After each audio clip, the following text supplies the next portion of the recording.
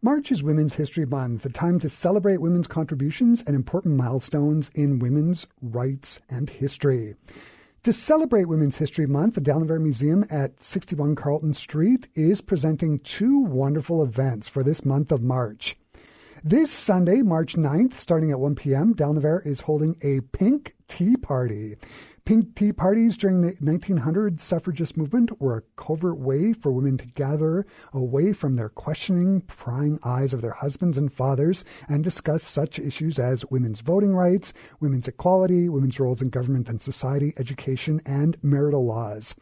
Dalnavert's Pink Tea Party on Sunday will feature tea, light refreshments, as well as a short history of women's suffrage in Manitoba and an exclusive look behind the scenes at some of the rarely seen craft artifacts in celebration of craft as a women's art form.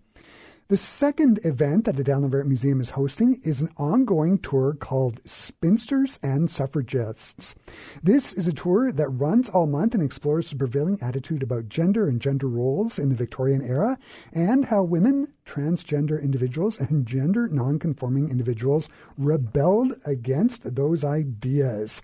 And joining me here in the Classic 107 studio to talk about the Pink Tea event and their tour, Spinsters and Suffragists, I am joined by Sarah Watkins, who is the Executive Director of Dalnavert Museum. Hey, Sarah, great to have you here. Hello. Thank you so much for inviting me.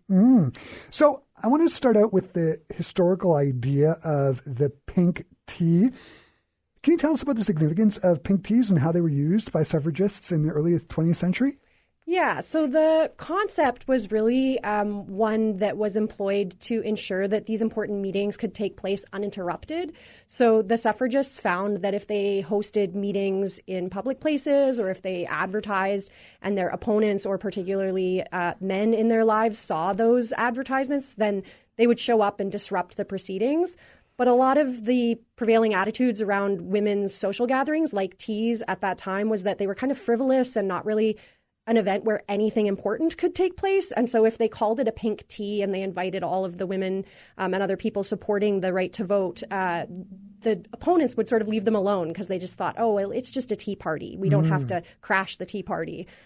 So, yeah, I mean, that's sort of the difference between, there were gatherings that were held, but one of the advantages to the Pink Tea Party was it sort of kept men away from that, and women could talk freely, right? Absolutely. I think these would be the kind of situations where the members of the suffragist movement could plan the bigger activist things that they were doing. So you can't have mock parliament if you don't have a planning session to decide, how is that going to look and how do we get, the journalists out and all that kind of stuff. If you don't have the time to actually put the planning in, then you can't be successful in your activism. So it was, I think, that part of it was what the pink teas were really all about. And putting together petitions and that kind of thing as well, Absolutely. Right? Mm-hmm. When I think of the suffragist movement in Canada, I'm reminded of the Women or Persons Monument that I've seen in Ottawa. It's near the Senate building.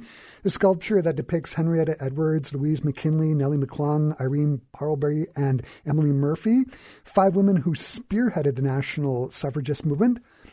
There's going to be a short lecture on the suffragist movement here in Manitoba at the Pink Tea on Sunday. Can you talk about some of the topics and women's organizations that will be discussed? I mean, what can people expect?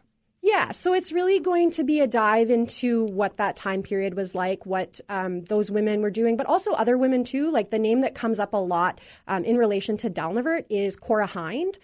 So not one of those 5 that you named, but Cora Hind was instrumental in the suffragist movement in Manitoba. And she actually worked as a secretary for Hugh John MacDonald, who was the owner of Dalnavert House. It was his family that the house was built for. Right. And she really, the fact that he employed her as a secretary was seen as kind of forward thinking. She also then became the first journalist in Manitoba who was a woman.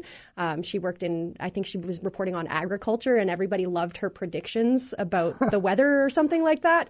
But that's really the kind of thing you'll get to kind of learn a little bit of the stuff that you might have heard in history class, but also dig into some of those lesser known stories, and then also connecting it to our artifacts. So we do have a large collection at Dalnavert. We are a museum. And so being able to then connect the concepts around the suffragist movement as well as some of the handicrafts that women were producing at that time period and how it's a really undervalued art Mm-hmm. Can you talk about some of the like craft artifacts that women in the suffragist movement would make? Well, during that time period, a lot of women's spare time, if they were of a certain social class, might be spent doing things like cross-stitch or embroidery, painting.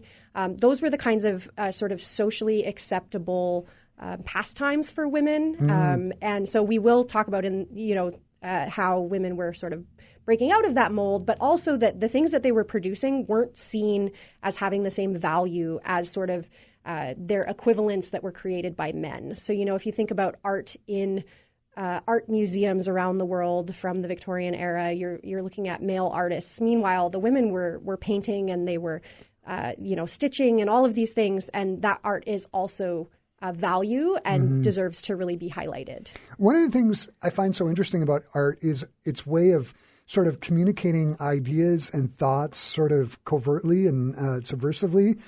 Is there any of that that's going to be available on Sunday that people will be able to see, like suffragists sort of communicating with each other through their crafts? Unfortunately, I don't think we have anything quite like that in our collection, but we do have some really great examples of the craft as art form that are things that are normally stored away in our storage spaces. They're not on display. So if you come to the Pink Tea, you're actually going to get to see things that you would never, ever be able to see, even if you came to visit the museum on a regular day. We're pulling out all the stops from the back rooms and the deep drawers in the collection spaces.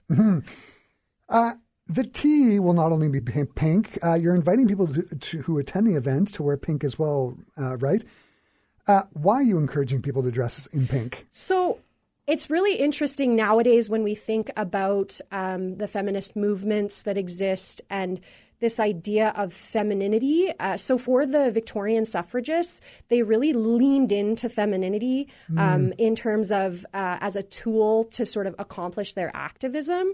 And so while for Victorians, pink didn't necessarily have a very overtly feminine connotation, it wasn't the same as how nowadays we really associate that pink color with femininity. And so really that's the idea, is wear the pink, celebrate the feminine, and express your support for women and people of diverse gender identities and their rights. Right. Who's going to be providing tea for the event?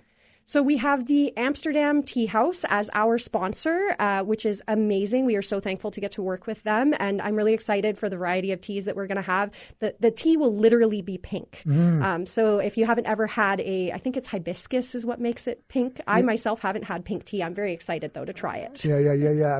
Apparently it originally came from the Southeast East Indies or something like that. Yeah. I'm sure, yeah. It's fascinating.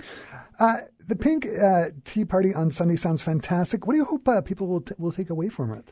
I really hope that they will learn about the fact that, when we look at the past and we look at the suffragist movement and things like that, that there is so much more than maybe what we learned in our high school history class. And there's a lot to really dig into there.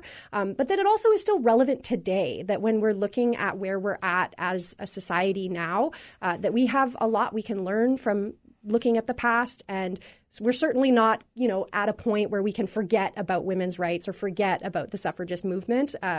Some women got the right to vote in 1916. It took a long while for all women in the province to get that right, and we're still fighting for rights today.